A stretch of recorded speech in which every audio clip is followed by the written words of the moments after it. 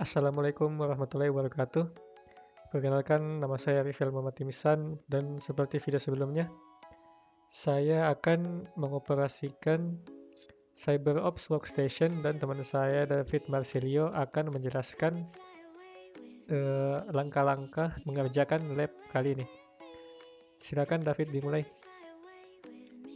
Baik, pada kali ini kami akan melakukan praktek lab 17.2.6 dari Networking Academy, di mana pada lab ini kita akan melakukan praktek menyerang database MySQL.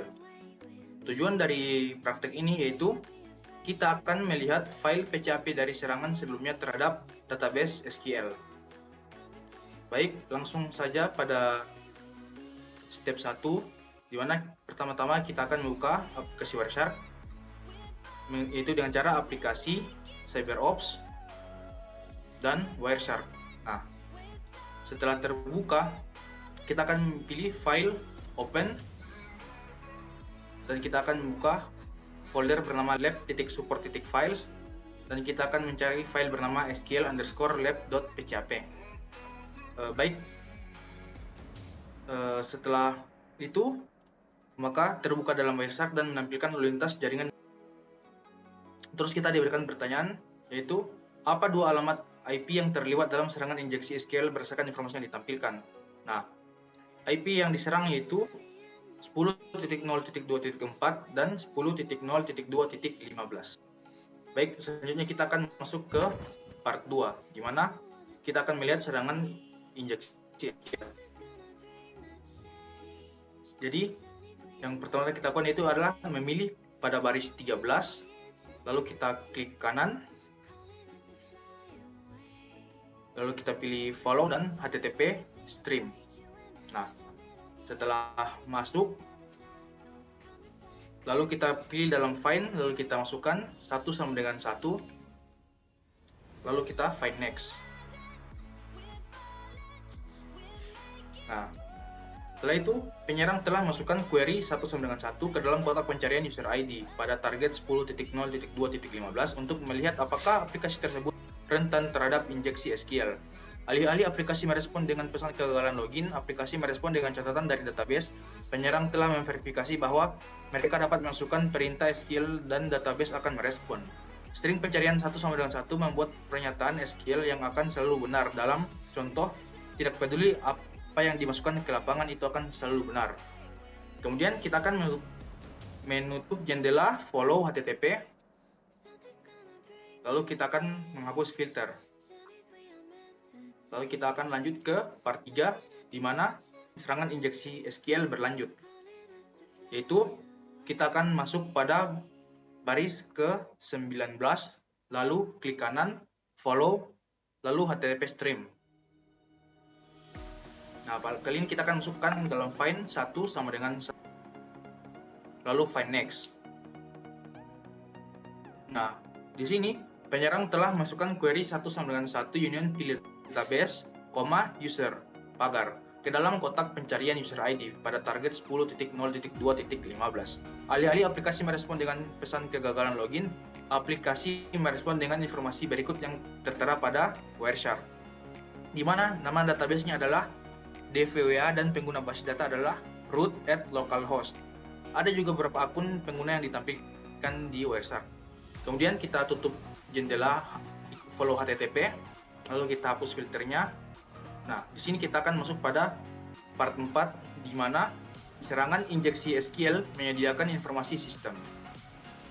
Jadi, yang pertama kita lakukan yaitu kita akan masuk pada baris 22, lalu kita klik kanan, follow, lalu HTTP stream. Kemudian kita akan masukkan pada find, yaitu 1 sama dengan 1, lalu kita tekan find next. Nah, di sini penyerang telah memasukkan query 1 sama dengan 1 union pilih null versi pagar ke dalam kotak pencarian user ID pada target 10.0.2.15 untuk menemukan pengidentifikasi versi. Perhatikan bagaimana pengidentifikasi versi di akhir keluaran tepat sebelum kode HTML penutup, seperti yang tertera pada bagian C. Lalu kita akan lihat di Wireshark. Di sini kita diberikan pertanyaan di mana apa versinya. Jadi versi yang digunakan yaitu 5.7.12. Lalu kemudian kita akan tutup lagi jendela follow-nya. Lalu kita hapus filternya dan kita akan lanjut kepada part 5 di mana injeksi SQL, serangan injeksi SQL dan informasi table. Yang pertama kita lakukan yaitu klik kanan pada baris 25, lalu pilih follow dan HTTP stream. Nah, setelah masuk kita akan pilih pada menu find dan kita akan masukkan users. Lalu find next. Nah, di sini penyerang telah memasukkan query 191 union pilih null table underscore name from information underscore schema dot tables pagar ke dalam kotak pencarian user ID pada target 10.0.2.15 untuk melihat semua tabel di basis data atau database. Ini memberikan output besar dari banyak tabel karena penyerang menetapkan null tanpa spesifikasi lebih lanjut. Dan di sini kita diberikan pertanyaan yaitu apa yang akan diubah dari perintah yang tertera pada bagian C lakukan untuk penyerang. Nah, di sini yang dilakukan yaitu data akan merespon dengan output yang lebih pendek yang disaring oleh kemunculan data users, data bernama users. Nah, kemudian pada bagian D kita akan kembali menutup jendela follow-nya, lalu kita akan hapus filternya lagi dan kita akan masuk ke pada bagian 6 atau part 6 di mana serangan injeksi SQL akan berakhir. Itu kita lakukan adalah pertama adalah klik kanan pada baris 28, lalu follow dan HTTP stream. Nah, di sini kita akan masukkan kepada di dalam find yaitu 191, lalu find next. Nah, di situ akan tampil informasi dan di sini pada bagian B kita diberikan pertanyaan pengguna mana yang memiliki hash kata sandi seperti yang tertera pada bagian B. Nah, pemilik yang menggunakan kata sandi hash seperti yang tertera pada bagian B itu adalah bernama 1337. Nah, kemudian setelah itu sekarang kita diarahkan untuk membuka web browser.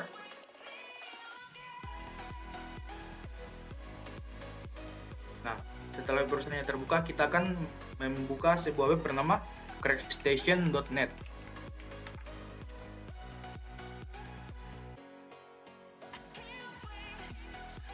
Di sini kita akan memasukkan kata sandi yang tertera pada bagian B tersebut, lalu kita copy, lalu kita masukkan ke website Crackstation. Nah, setelah kita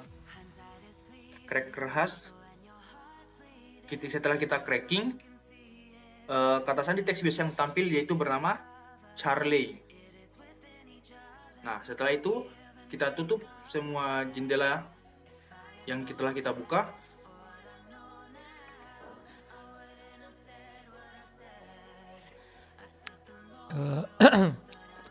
Lalu untuk menjawab pertanyaan refleksi,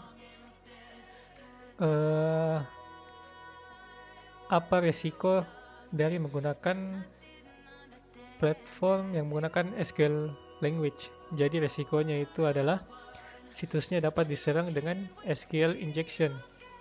Lalu yang kedua, carilah di internet bagaimana cara mencegah SQL injection dan bagaimana dua metode atau langkah-langkah yang dapat dilakukan untuk mencegah serangan SQL injection. Jadi yang pertama itu validasi input data bisa dilakukan dengan whitelisting dan blacklisting, dan yang kedua itu meningkatkan firewall virtual atau fisik untuk membantu menyaring data berbahaya. Mungkin itu saja dari praktek lab kami kali ini. Assalamualaikum warahmatullahi wabarakatuh.